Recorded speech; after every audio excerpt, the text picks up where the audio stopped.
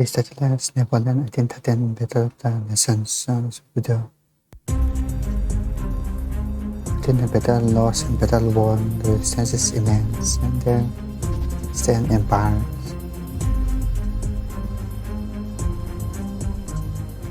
October 1813.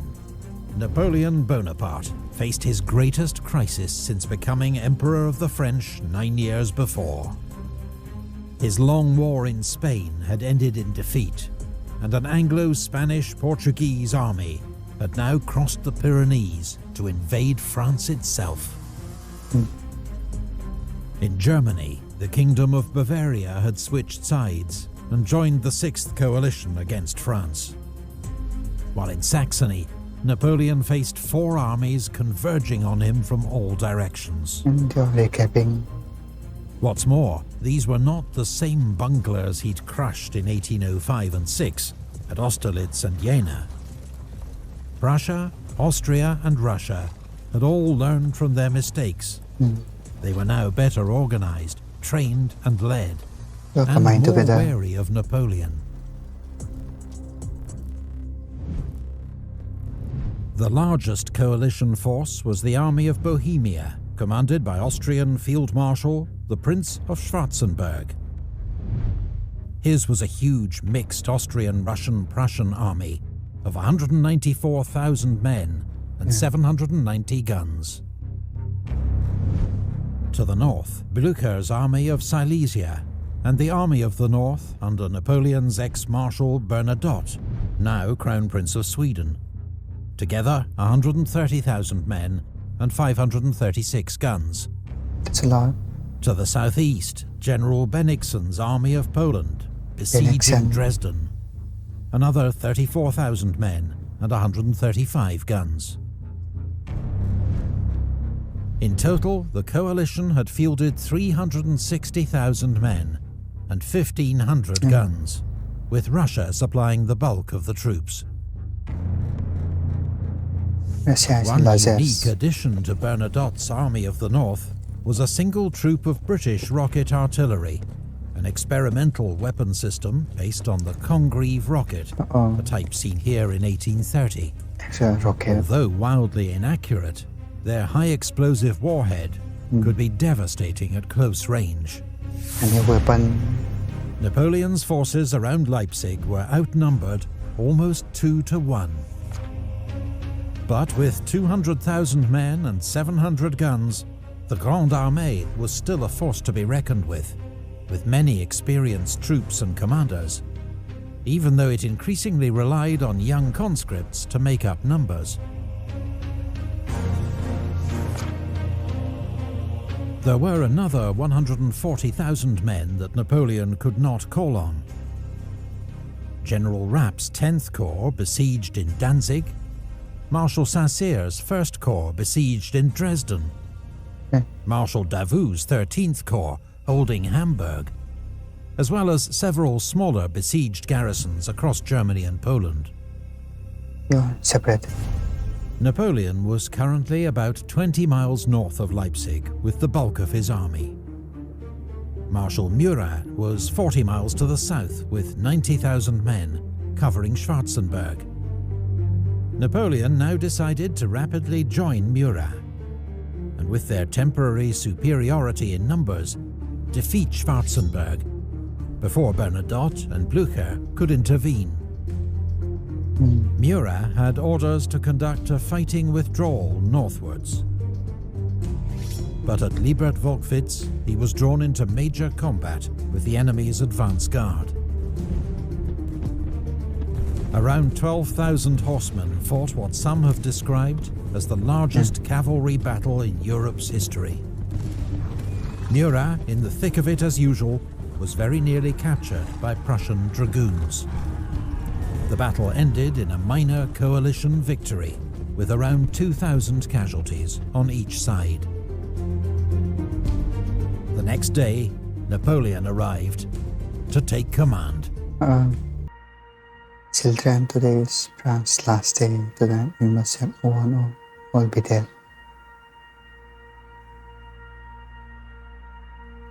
And last day.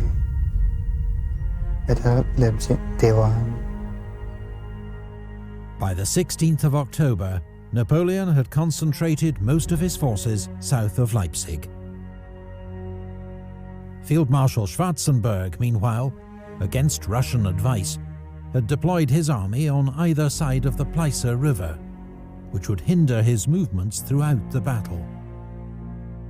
Napoleon had entrusted the northern sector to Marshal Ney, with orders to keep an eye out for Blücher and Bernadotte. But Napoleon didn't expect them for at least another day, and so Ney had orders to transfer most of his troops south for the attack on Schwarzenberg. Schwarzenberg, however, knew that Blücher and Bernadotte were closer than Napoleon suspected, and that Bennigsen was also marching up from Dresden. This was the moment the coalition had been waiting for. All their armies converging on Napoleon, with overwhelming superiority in numbers. However, the coalition's headquarters were nothing like Napoleon's, where one man's will decided all. Schwarzenberg had to attempt to coordinate the actions of 3 large armies from 3 separate states. And although he was commander-in-chief, his plans still needed to be approved by Emperor Alexander, the supreme commander, whilst he also managed relations with the King of Prussia and the Emperor of Austria, all of whom were present at his headquarters. The plan finally agreed was for General Wittgenstein's corps group to lead an attack in 4 main columns, with 2 Austrian flanking attacks west of the Pleißer. At 8 a.m, a bombardment began along the line, as Russian, Austrian and Prussian infantry regiments advanced across cold, muddy fields. Wachau soon fell to Russian infantry, but French artillery fire made it impossible for them to advance further.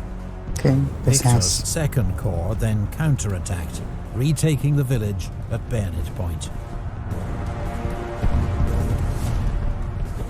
Wachau would change hands twice more that morning.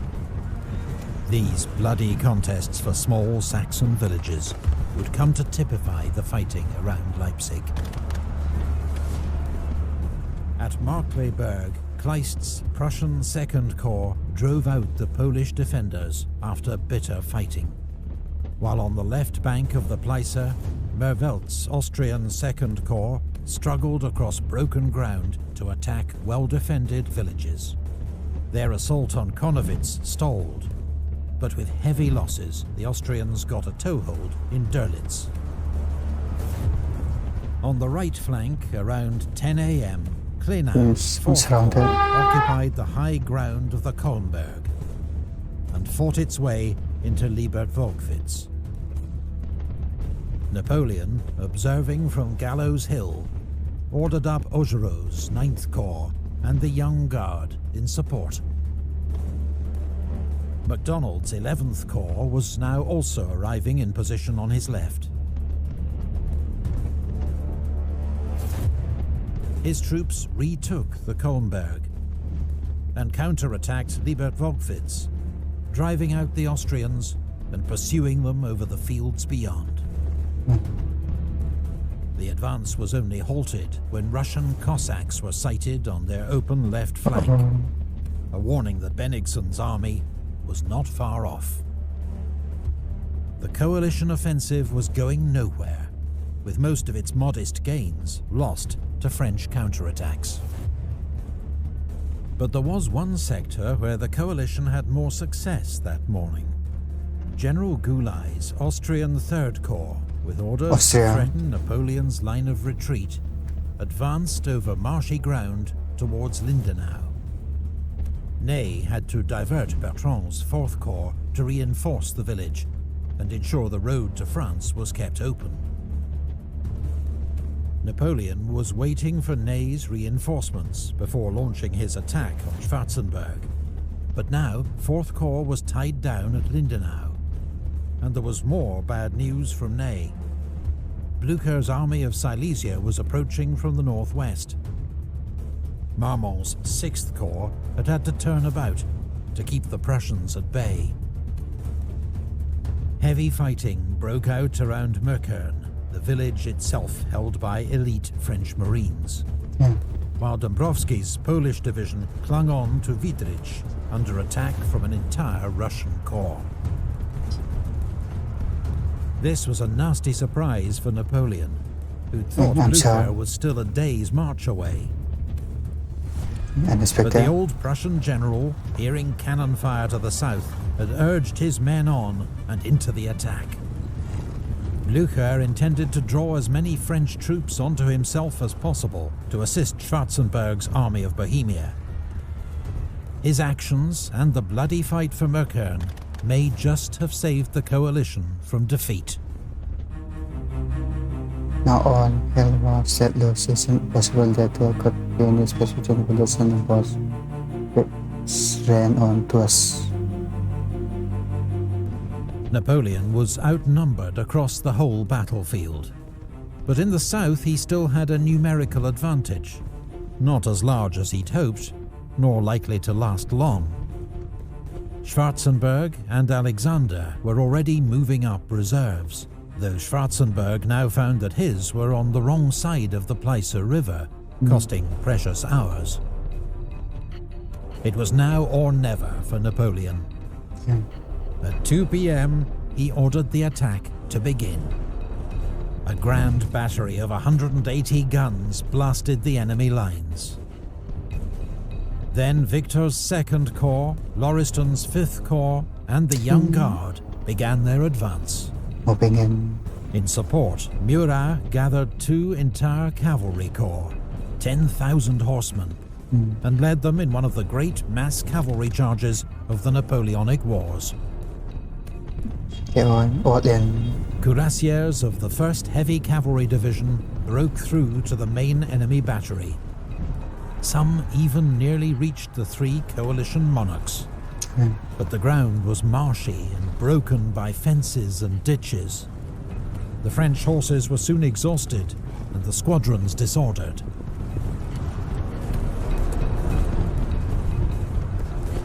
Austrian cuirassiers and Russian Guard cavalry were coming up from the south. When these fresh Allied cavalry reserves charged the French, a great melee ensued. But the French were eventually driven back to their start line. Maison's division of the 5th Corps was involved in a desperate struggle for Geldengosse.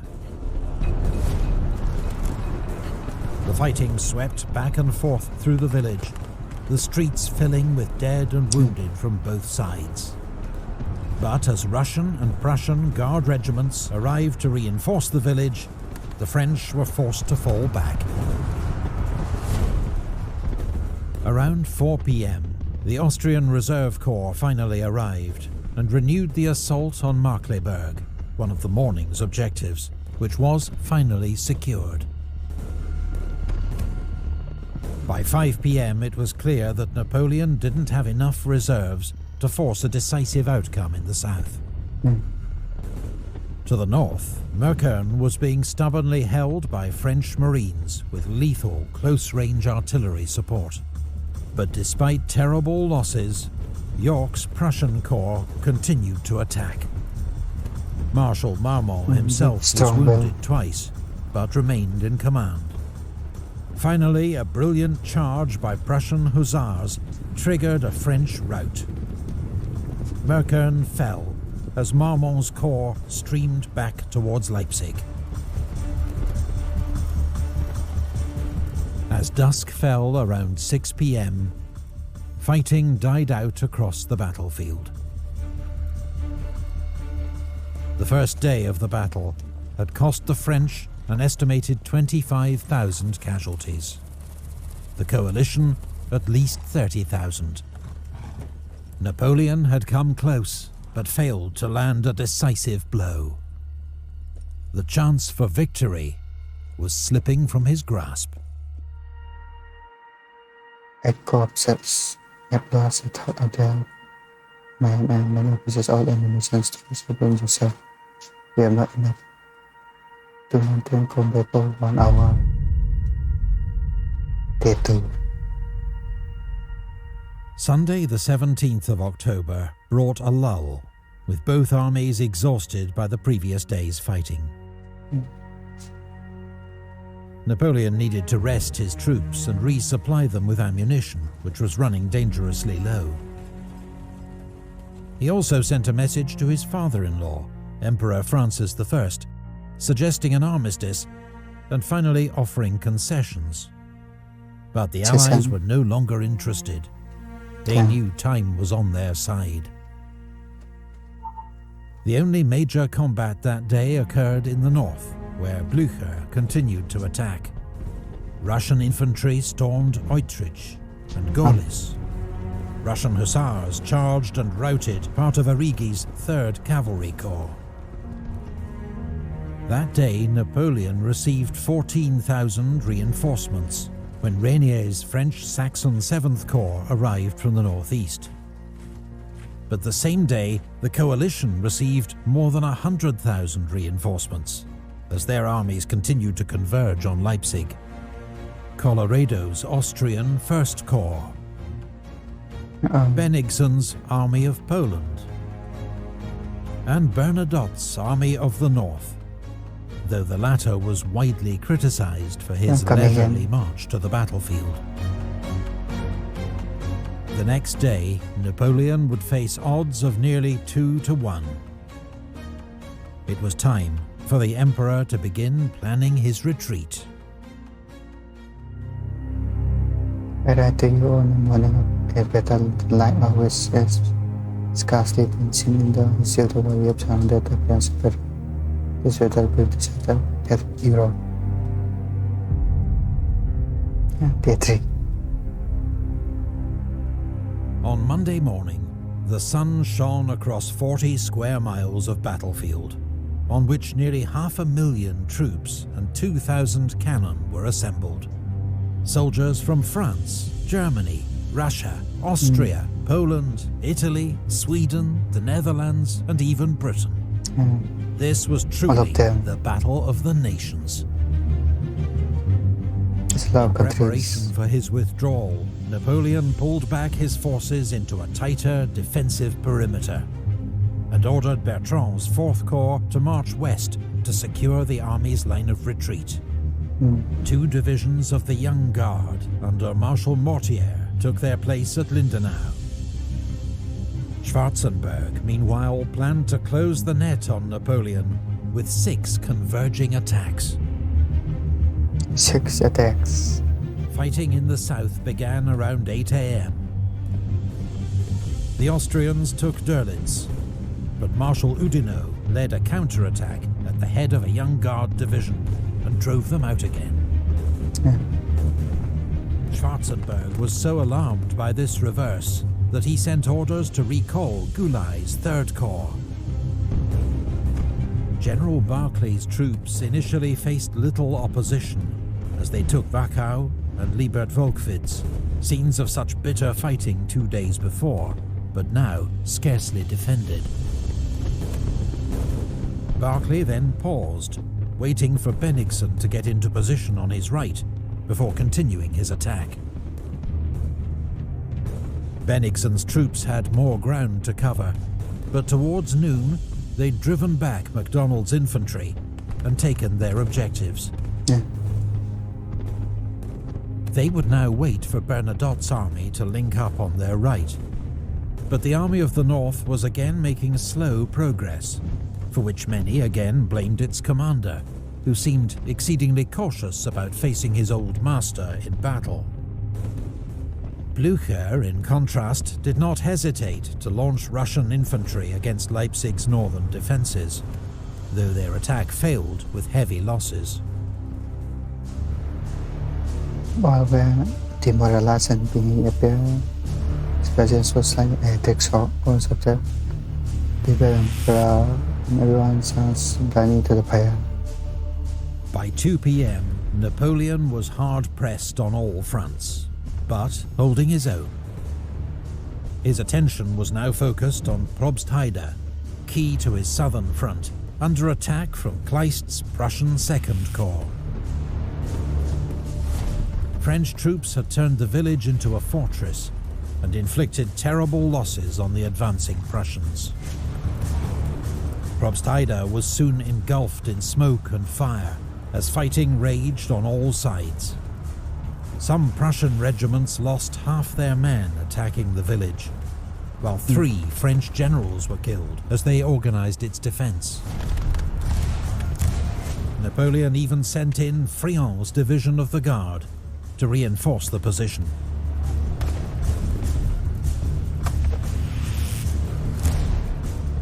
To the north, Bernadotte's army was finally joining the battle in earnest. Marmont had assembled 137 guns around Schönefeld, which poured fire into the Russian ranks. In response, Bernadotte massed 200 guns of his own. The fields were soon strewn with the dead and wounded, as the sheer weight of fire made it impossible for either side to advance. Around 3 p.m, von Bülow's Prussian Corps, supported by Austrian Jaegers and its small British rocket detachment, attacked Paunsdorf. Grenier's 7th Corps could not withstand the onslaught. An hour later, around 3,000 Saxon soldiers rushed over to the enemy and surrendered. The Saxons were deeply disillusioned with their French allies. Their main wish now was for a quick end to a war that had ravaged their homeland for many months. The hole in the line created by the Saxons' defection was soon plugged by Guard cavalry. But the coalition juggernaut could not be stopped. Towards dusk, under relentless Russian pressure, Marmont abandoned the burning ruins of Schönefeld, while the Prussians took Sellerhausen. In the south, Probstheide still held, but the situation was grim for Napoleon. The third day's fighting cost both sides another 25,000 casualties. Napoleon's army was exhausted, outnumbered, virtually encircled, and critically low on ammunition. Finally, the Emperor gave the order to retreat. What do you think? Just now? Shall we hold on? We are ready to die for your majesty.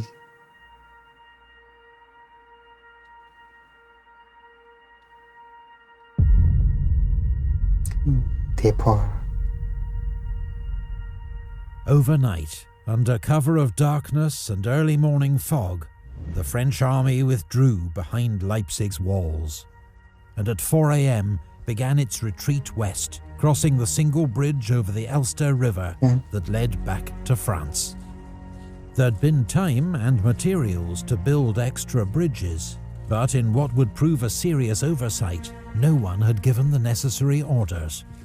Furthermore, there was no clear plan for Leipzig's defense, which was left to a jumble of understrength units, mostly Poles and Germans. Napoleon left Leipzig around 10 a.m. Behind him there were scenes of mounting chaos and confusion, the city's streets jammed with troops, guns and wagons. The 20,000 wounded troops in the city had little hope of escape. 30 minutes later, shells began to rain on the city as the coalition launched an all-out assault from north, east and south. The rear guard held the city's gates for as long as they could, but they were soon overwhelmed by the enemy, and savage street fighting broke out across the city.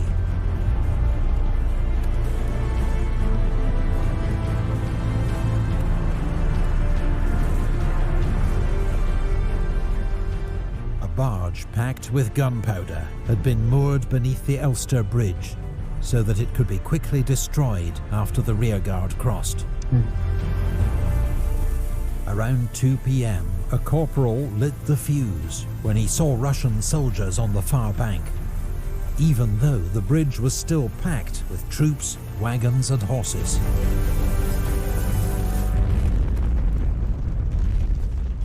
The bridge was destroyed in a gigantic explosion that trapped 30,000 men and 30 generals on the wrong side of the river. Panic broke out among those who suddenly found themselves cut off. Most became prisoners, but some tried to swim for it, including the Polish Prince Poniatowski, made a marshal by Napoleon just 3 days before. Weak from his wounds, he rode his horse into the river, but as it tried to climb the steep far bank, it rolled over him, and he was drowned. Marshal MacDonald had also been cut off by the blast, and resolved to escape or die trying. He found a place where engineers had cut down 2 trees as a makeshift bridge, and made his attempt. And there I was, 1 foot on either trunk and the abyss below me. A high wind was blowing. I was wearing a large cloak, and fearing that someone would grab at it, I got rid of it. I was already 3/4 of the way across when some men decided to follow me. Their unsteady feet caused the trunks to shake, and I fell into the water. Fortunately, I could touch the bottom, but the bank was steep, the soil loose and slippery. Some of the enemy's skirmishers came up. They fired at me point blank and missed me, and some of our men who happened to be nearby drove them off and helped me out. I was wet from head to foot, breathless and sweating heavily from my efforts. Marshal Marmont, who had got across early in the day, gave me a horse. I wanted dry clothes more, but they were not to be had. The loss of the bridge turned what was already a heavy defeat for Napoleon into a disastrous one. Later that day, the 3 Allied monarchs met in the center of Leipzig to celebrate their great victory. It had come at enormous cost. Exact numbers are impossible to establish, but in 4 days' fighting, the coalition armies suffered at least 52,000 casualties. Napoleon, who could less afford such losses, came off worse. 47,000 killed and wounded, 35,000 taken prisoner, 325 guns lost. That's crazy. More men were killed and wounded at Leipzig than in any European battle before the First World War. Sir George Jackson, the British ambassador to Austria, rode over the battlefield with Metternich, the Austrian foreign minister, 2 days later. "A more revolting and sickening spectacle I never beheld," he wrote. "Scarcely could we move forward a step without passing over the dead body of some poor fellow, gashed with wounds and clotted with blood, another perhaps without an arm or a leg, here and there a headless trunk, or a head only, which caused our horses to stumble or start aside. It made one's blood run cold to glance upon the upturned faces of the dead. We got over this field of glory as quickly as we could." Europe was marching with us just a year ago. All Europe is marching against us. Napoleon had suffered a calamitous defeat. He had lost the battle for Germany. His domination of Europe appeared at an end. With 80,000 survivors, he began a fighting retreat to the French border. There was now no chance of rescue for the 100,000 men trapped in garrisons across Germany and Poland, though some would hold out for another 5 months. Marshal Murat took his leave of the emperor, assuring him of his loyalty, but secretly planning to cut a deal with the Allies to save his throne in Naples. It was the last time the 2 men saw each other. 11 days after the Battle of Leipzig, Napoleon's former allies, the Bavarians, tried to block his escape at Hanau with 40,000 men. The Bavarian commander, von Wrede, had served with Napoleon in many campaigns. But on seeing his deployment for battle, Napoleon remarked, "I made him a count, but I couldn't make him a general."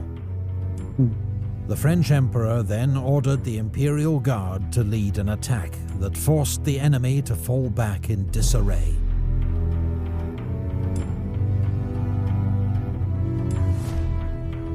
The French army reached the safety of Mainz 3 days later. Napoleon himself pushed on to Paris to contain the political damage from his defeat. Behind him, his empire was being dismantled. On the 4th of November, the coalition announced the dissolution of the Confederation of the Rhine, several of its former members now joining the war against France. In the Illyrian provinces, local revolts, Austrian invasion, and British naval support brought an end to French rule. In North Italy, Eugene was retreating steadily before the advance of von Hiller's Austrian army. While in Hamburg, Marshal Davout, with 34,000 troops, would soon be cut off and under siege. Napoleon's situation was desperate. But in the next campaign, fought for France itself, Napoleon would prove that he was still the master of war. Still, they're still going to fight the war after all the interesting battle. It's important. Video is really well made. Challenge watching the video of this one. All the countries join against Napoleon. And the video time. So the video